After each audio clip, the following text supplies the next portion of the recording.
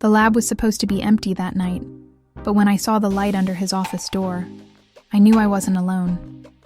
It was past midnight, and the research facility had long since gone silent. The hum of the refrigerators storing our samples buzzed faintly in the background, mixing with the sterile smell of antiseptic that clung to everything here. I shouldn't have been there either, truth be told, but I had a deadline breathing down my neck, and the experiment I'd been babysitting all week wasn't going to check itself. My name's Clara, and I'm a junior researcher at the Blackwood Institute, a fancy name for a biomedical lab where breakthroughs happen, or so they tell us. I'm in my late 20s, the kind of person who lives for the work, long hours, endless data, and the quiet thrill of discovery. I've always played by the rules, kept my head down, my lab coat crisp, my focus sharp. But lately, something's been tugging at the edges of that neat little life I've built. And it started with him, Dr. Aiden Blackwood, my supervisor, mid-30s, brilliant, with a presence that fills a room even when he's not saying a word. He's got these piercing blue eyes that seem to catch every detail, and a voice that's calm but commanding, like he's always 3 steps ahead of you. He's the kind of man who could explain DNA sequencing and make it sound like poetry. Everyone respects him, admires him even, but there's this shadow around him too, something he doesn't let anyone see. Word around the lab is he's been staying late a lot these past few weeks. Some whisper it's the grant review coming up. Others say it's personal, maybe a divorce. I don't know what's true, and I've never dared to ask. That night, though, I couldn't ignore it.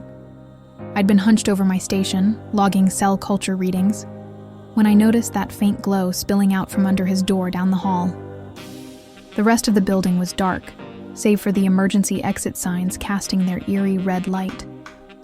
I told myself to leave it alone, finish my work, go home, crash into bed like usual. But my feet had other ideas. Before I knew it, I was standing outside his office, the soft strains of classical music, something sad, maybe Bach, seeping through the crack. I raised my hand to knock, heart thumping louder than it had any right to, when the door swung open. There he was, Aiden, looking as startled as I felt. His tie was loosened, sleeves rolled up to his elbows, and those blue eyes locked onto mine like I'd just caught him at something. Clara? His voice was low, tinged with surprise. What are you doing here this late? I was checking the cultures, I said, stumbling over my words like a kid caught sneaking cookies. They need monitoring every few hours. Deadline's tomorrow. He nodded, but his gaze didn't waver. You should head home. It's not safe wandering around here alone at this hour. I managed a small smile. I could say the same to you. He let out a quiet laugh, but it didn't reach his eyes. They looked tired, heavy with something I couldn't place. Fair point. I've got some loose ends to tie up, that's all. We stood there, the silence stretching between us, thick with that hum from the refrigerators and the faint melody from his office. I should have turned around right then, said goodnight, kept it professional. But instead I heard myself ask, "Is everything okay, Dr. Blackwood?" He blinked, caught off guard. For a second I saw it, a flicker of something raw, unguarded, before he covered it with that polite smile he's so good at. Yes, fine. Just a lot on my mind. Thanks. For checking, though. I nodded, not buying it but not pushing either. Well, if you need anything, I'm around. He tilted his head, considering me. Actually, there is something. I'm working on the grant proposal. Data analysis section's a mess. Could use a fresh pair of eyes if you've got a minute. My stomach flipped. Late night work with Aiden? Alone? Every sensible part of me screamed to say no. But the part that noticed how his shirt clung to his shoulders, how his voice softened when he said my name, that part won. Sure, I said, trying to sound casual. Happy to help. He stepped aside, motioning me in. His office was warm, a contrast to the cold lab, a clutter of books, papers, a laptop glowing with charts. I caught a hint of his cologne as I passed him, woody and subtle, and it hit me harder than it should have. I sat across from his desk, and he took the chair opposite, pulling up the document. For an hour, we dug into numbers and stats, tossing ideas back and forth. It was work, pure and simple, but there was this undercurrent, like static in the air before a storm. Then it happened. We both reached for the same printout, and our hands brushed. Just a second, barely a touch, but it was like a spark jumped between us. I looked up, and his eyes met mine, intense, searching. My breath caught, and for one endless moment, neither of us moved. "Sorry," he said quickly, pulling his hand back, breaking the spell. "Didn't mean to." "It's fine," I whispered, barely audible. We kept going, but the air had changed, charged, heavy. I tried to focus on the screen, on the data, but my mind kept replaying that touch, the way he'd looked at me. By the time we finished, it was nearly 2 a.m. He leaned back, rubbing his eyes. "Thanks, Clara. You're a lifesaver." "Anytime," I said, smiling despite the chaos in my head. He studied me then, really looked at me. "You're good at this, you know. I don't say it enough. You're valuable here." My chest warmed. "Thanks, Dr. Blackwood." "Aiden," he corrected, voice quiet. "Call me Aiden." "Okay, Aiden." It felt wrong, too close, but his smile made it worth it. Then, footsteps, echoing down the hall. We froze, eyes darting to the door. He stood, peeked out. "Just the janitor," he said, exhaling. "But we should wrap up." "Yeah," I agreed, grabbing my bag, legs shaky. As I headed out, he touched my arm. "Clara, wait." I turned, pulse racing. "Yes?" He hesitated, like he was wrestling with something. Thanks again. For tonight." "Of course," I said, searching his face. "Good night, Aiden. Good night." I walked away, the lab's shadows swallowing me. But I couldn't shake the feeling that something had started. Something dangerous. Something forbidden. And as I rounded the corner, I didn't see the figure watching from the dark, eyes narrowed, waiting. If you want to hear what happened next, you might want to stick around, and maybe hit that subscribe button for me. The next few days at the lab were charged with an unspoken tension, as if the very air was waiting for something to happen. I couldn't stop replaying that night in my mind. The fleeting moment when Aiden's hand brushed mine, the way his voice softened as he said, "Clara." I tried to convince myself it was nothing, just a late-night work session between colleagues. But the intensity in his gaze lingered in my thoughts, far beyond professional courtesy. And then there was that shadowy figure I'd glimpsed. Who had been watching us? The question gnawed at me, but I wasn't ready to confront it. Work marched on, or at least it pretended to. I threw myself into my experiments, determined to stay focused. Yet every time Aiden passed my station, I felt him like a current pulling me in. He'd offer a curt, "Morning, Clara," with a nod, but his eyes held mine a heartbeat too long. I wasn't imagining it. Zoe, my lab partner, picked up on it too. She was sharp, driven, the type to spot vulnerability from a mile away. We'd been on decent terms, but lately, she'd grown colder. Her glances darting between me and Aiden like she was unraveling a mystery. One afternoon, while we cleaned equipment, she leaned in close. "You've been spending a lot of time with Dr. Blackwood lately," she said, her tone light but her eyes piercing. I kept my expression steady, just helping with the grant proposal. It's critical for the lab. "Sure," she replied, a smirk tugging at her lips. "Must be nice, getting that kind of attention from the boss." My stomach nodded. "It's not like that, Zoe," she arched an eyebrow. Isn't it? I'm not here to judge. Just watch your step. People talk. I forced a laugh, but it sounded fragile. There's nothing to talk about. Zoe shrugged, turning back to her task. If you say so. Her words clung to me like damp clothes. Was it that noticeable? Had others seen it too? With the grant review looming, gossip could ruin everything. Aiden's reputation, my career. Logic screamed at me to pull back, but a reckless part of me didn't care. It wanted to chase this spark. That evening, I lingered at the lab, claiming I had a report to finish. Truthfully, I was hoping Aiden would be there. The place emptied out, leaving only the hum of machines. I was about to leave when my phone buzzed, a text from him. Still here? Need help with anything? My pulse quickened. Just wrapping up. You? Same. Meet me in the break room? I've got coffee. Zoe's warning flashed in my mind, but the pull was irresistible. Be there in 5. The break room was a cramped nook at the hall's end, with a sagging couch, a microwave, and a coffee machine that dripped like a metronome. Aiden was already there, holding 2 mugs.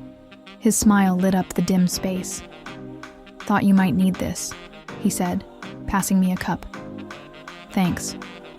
The coffee's warmth steadied me. Long day?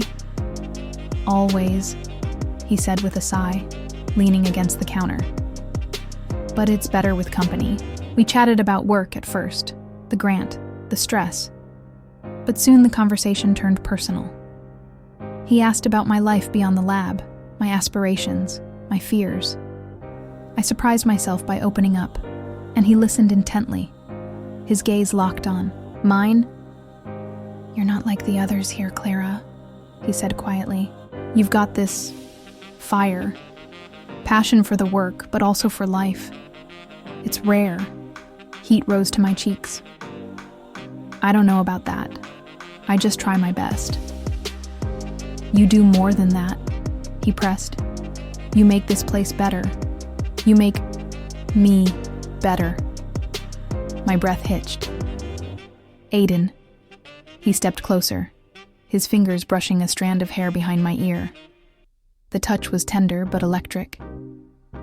I've been thinking about you, he murmured. More than I should. I swallowed. Me too. The air between us crackled.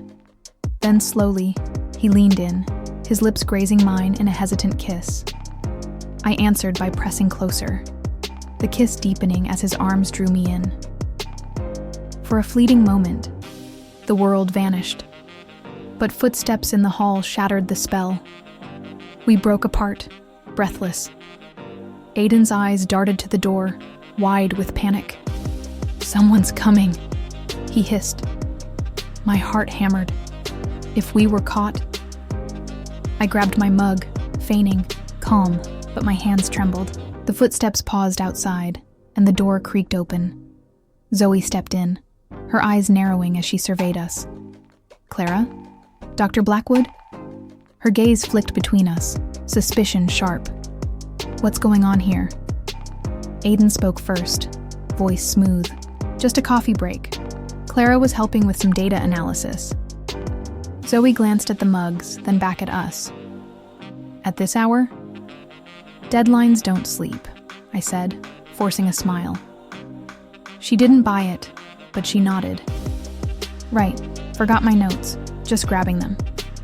She snatched a folder from the table, giving me a pointed look. See you tomorrow, Clara. When she left, the air thickened with tension. Aiden raked a hand through his hair. That was close.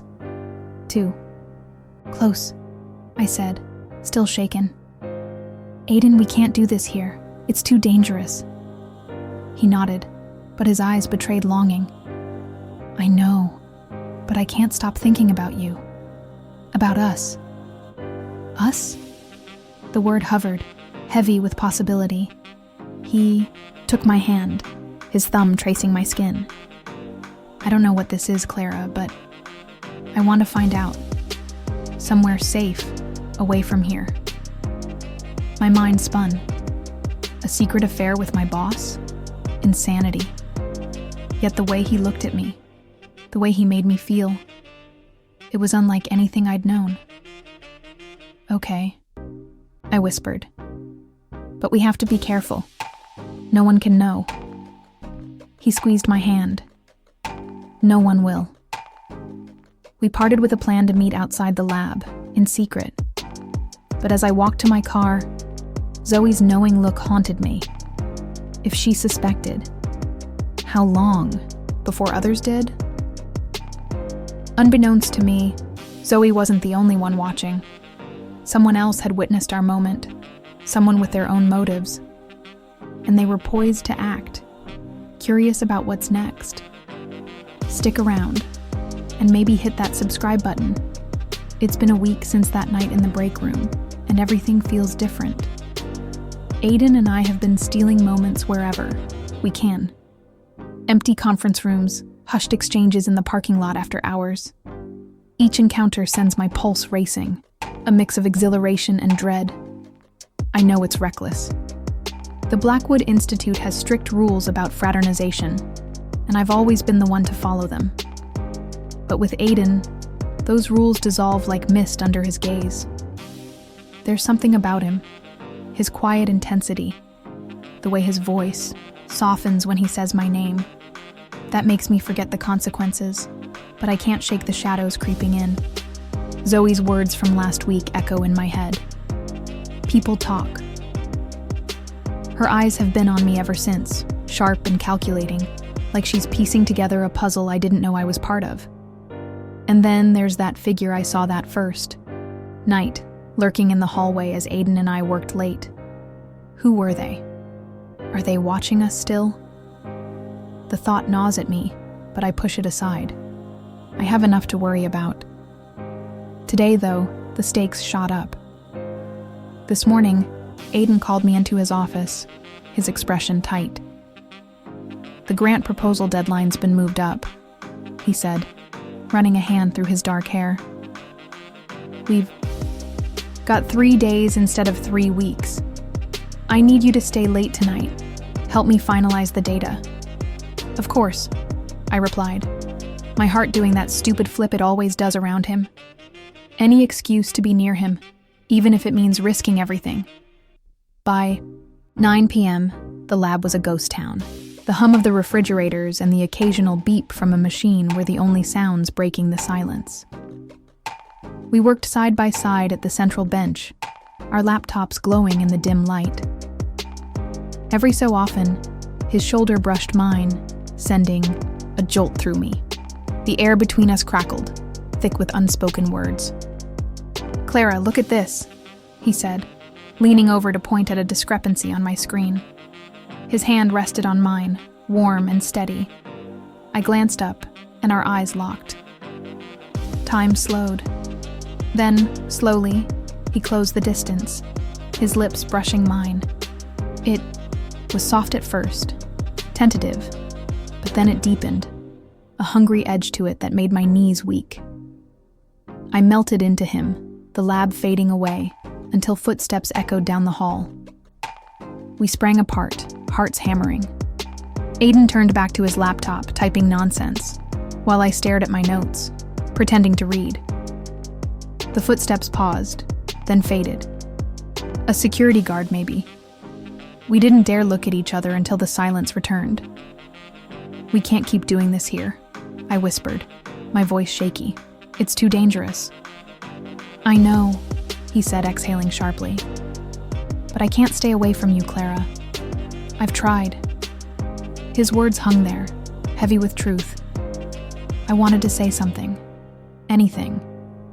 But before I could, the lab door clicked, shut behind me. I didn't think much of it. Not then. Later, as I was packing up, Zoe cornered me in the hallway. The fluorescent lights cast harsh shadows on her face, her arms crossed, her posture rigid. "I know what's going on between you and Dr. Blackwood," she hissed, her voice low but venomous. "I've seen you two sneaking around." My stomach plummeted. "Zoe, it's not what you think. Don't lie to me," she snapped, stepping closer. I have proof. Photos from the parking lot, timestamps from the security logs. You think you're so clever, but you're not. I froze, my mind racing. Photos? How? What do you want? I managed, my voice barely above a whisper. Help me with my project, she said, a cruel smile tugging at her lips. Make sure I get first author on the next paper, and stay away from Aiden, or I'll send everything to HR and the board. Horror washed over me. Zoe, please. This could ruin everything. My career, his. Exactly, she cut in. So you'd better decide what's more important to you. She turned on her heel and strode off, leaving me trembling in the empty corridor. I couldn't face Aiden. Right after that, I needed air, space to think. But he texted me, asking to meet at a small cafe outside town, somewhere away from the lab's prying eyes. When I got there, he was already waiting, his brow furrowed with concern. What's wrong, Clara? He asked as I slid into the booth across from him. I took a deep breath, the words spilling out. Zoe knows. She's threatening to tell everyone unless I help her with her work and stay away from you. His expression darkened, a storm brewing behind his eyes. I'll talk to her. Make her understand. No, I said quickly. That'll only make it worse. She's determined, Aiden. She's got evidence. He reached across the table, his hand enveloping mine. We'll figure this out together, I promise. For a moment I believed him. His touch steadied me, grounding me in the chaos. But as we sat there, plotting our next move, a chill crept up my spine. I glanced out the window, and there, across the street, stood a figure in the shadows, watching us. The same figure from that first night. And this time I recognized her. It was Aiden's ex-wife, Elena. I'd seen her photo once, tucked away in his office drawer, a striking woman with piercing eyes. What was she doing here? Aiden, I started, my voice trembling. But before I could finish, my phone buzzed. An unknown number. I opened the message. I know what you're doing. Stop now, or everyone will find out. I looked up at him, fear clawing at my chest. We're in trouble. And then the cafe door swung open. Zoe stepped inside, her eyes locking onto ours with a triumphant gleam, her lips curling into a smirk that promised ruin. Zoe's smirk cut through the dim light of the cafe like a shard of ice. She stood in the doorway, her posture rigid with triumph, her eyes glinting as if she'd already claimed victory. My heart slammed against my chest, a frantic rhythm that drowned out the soft clatter of coffee cups around us. I could feel the sweat beading on my palms, my fingers twitching, toward Aiden beside me. We were cornered, and she knew it. I've already sent the photos to HR, Zoe announced, her voice sharp and smug. You're finished, both of you. The words landed like a punch. I glanced at Aiden. His face had gone pale, his jaw tight, but his eyes burned with defiance. He stepped forward, shielding me slightly, his voice low and steady. Zoe, this is between us. Leave Clara out of it. She laughed, a harsh, brittle sound that echoed in the small space. Oh, it's way too late for that, Aiden. You should have thought about the consequences before you started sneaking around behind everyone's backs. My throat felt like sandpaper. I forced the words out, my voice trembling. Zoe, please, there must be something we can do. Don't ruin everything over this. Her gaze snapped to me, cold and unyielding. You made your choice, Clara. Now you'll face the fallout. Before I could plead further, the cafe door swung open again, and the air shifted. Elena stepped inside, Aiden's ex-wife, tall and imposing, her dark hair spilling over her shoulders like a shadow. Her presence sucked the oxygen from the room. Every head turned, but her piercing eyes locked onto Aiden alone. Actually, she said, her voice smooth and dangerous, this is between all of us. Aiden tensed beside me. Elena, what are you doing here? She smiled, but it was a predator's smile, devoid of warmth. I've been watching you, Aiden. I know what you've been up to, not just with her. She tilted her head toward me, but with my research. My stomach lurched. Her research? The pieces started to shift in my mind, jagged and unsettling. Elena pulled a folder from her bag and dropped it onto the table with a deliberate thud. Emails and notes from 2 years ago. You took my ideas, Aiden. That grant proposal you've been parading around, it's built on work that was mine. Aiden's expression crumbled, color draining from his face. Elena, that's not true. I was inspired by your work, yes, but I developed it further. It's not theft. Liar, she spat, her composure fracturing. You stole my breakthroughs and claimed them as your own, and now you're dragging her into your mess. Her gaze flicked to me, assessing, unreadable. The room felt too small, the air too thick. Doubt clawed at me, sinking its teeth into every memory I had of Aiden. Of late nights in the lab, whispered confessions, stolen touches. Had it all been a lie? Had I just been a tool to cover his tracks? Zoe stood back, her smirk widening as she watched the chaos unfold. This just keeps getting better. Shut up, Zoe, I snapped, my voice shaking with a fury I hadn't known I possessed. I turned to Aiden, searching his face for the truth. Is it true? Did you use her work? He hesitated, a heartbeat too long, and that silence was a knife to my chest. Clara, I didn't mean to deceive you. After the divorce, I was lost. Your passion for the work? It brought me back. I fell for you, genuinely. The research was just what? I interrupted, tears burning behind my eyes. A convenient excuse? A way to manipulate me? No, he said, stepping closer, his voice urgent. You're the best thing that's happened to me. This has nothing to do with the research. But I couldn't hear him through the roar of betrayal in my head. I need to go, I whispered, grabbing my bag and shoving past him, my vision blurring as I stumbled toward the door. Clara, wait, he called. But I didn't stop. I couldn't.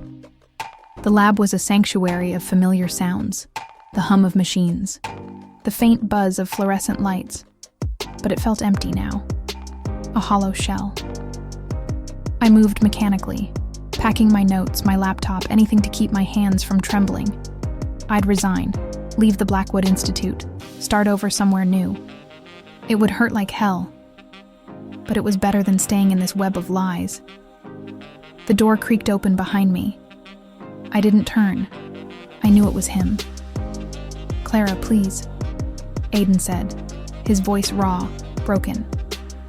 Let me explain. I kept my back to him, shoving papers into my bag. What's there to explain? You used Elena's work. You used me.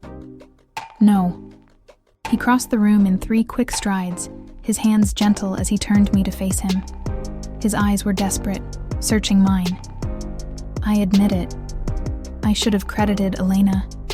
That was wrong, and I'll own it. But with you, it was never about the work. You made me feel alive again, Clara. I fell in love with you, not what you could do for me. I wanted to push him away, to cling to my anger, but his words cracked something open inside me. How can I trust you after this? He took my hands, his touch warm and steady against my cold fingers. Because I'm willing to risk everything to make this right. We'll go to the board together. Tell them about the research, about us. Whatever happens, we'll face it as a team. His sincerity pierced through the haze of hurt. He was offering me the truth, raw and unfiltered, and a chance to fight for what we had. Slowly, I nodded. Okay, but no more secrets. None, he vowed, pulling me into his arms. For a fleeting moment, the world steadied. Then the door burst open again. Zoe stormed in, flanked by 2 security guards, her face twisted with vindictive triumph. "It's over, Aiden. HR wants to see both of you. Now." My heart sank. Time had run out. The walk to the boardroom was a gauntlet, each step heavy with dread. Aiden's hand brushed mine, a quiet anchor, but fear gnawed at me. Inside, the board members sat like statues, their faces unreadable. Elena was there too, her expression a mask of cool detachment. Dr. Hargrove, the chairman, spoke first. "Dr. Blackwood, Ms. Thompson, we've received serious allegations regarding your conduct and the integrity of the grant proposal." Aiden stepped forward, his voice firm. "I take full responsibility. The research was partly based on my ex-wife's work, which I failed to credit. And Clara and we've been involved personally. It was unprofessional, and I'm prepared to face the consequences." Dr. Hargrove's gaze shifted to me. "Ms. Thompson, do you have anything to add?" I swallowed hard, forcing my voice to hold steady. "Only that I regret the breach of protocol, but the work we did, it's solid. It could save lives." Elena leaned forward, her eyes fixed on Aiden. "And what about the theft of my ideas?" "I'll make it right," he said, meeting her stare. "Publicly, in the next paper. You'll get the credit you deserve." She studied him for a long moment, then nodded sharply. "That's all I wanted." Dr. Hargrove sighed. "Given the circumstances, we'll need to deliberate. But considering the grant's importance and your contributions, we may find a way to move forward." Relief washed over me, tempered by uncertainty. Zoe, standing in the corner, bristled. "This is outrageous. They broke the rules." Dr. Hargrove turned to her, his tone icy. "Ms. Carter, your own conduct is under review. We've received reports of data manipulation in your recent project. You're suspended pending investigation." Zoe's face crumpled, her triumph dissolving into shock. She shot me a venomous glare before storming out, the door slamming behind her.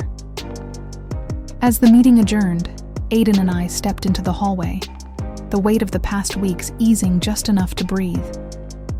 We weren't clear yet, but we'd faced the storm together. He took my hand, his thumb tracing gentle circles over my knuckles. "Whatever happens next, I'm glad it's with you." I smiled, leaning into him, feeling the warmth of his presence. "Me too." And as we walked away from the boardroom, hand in hand,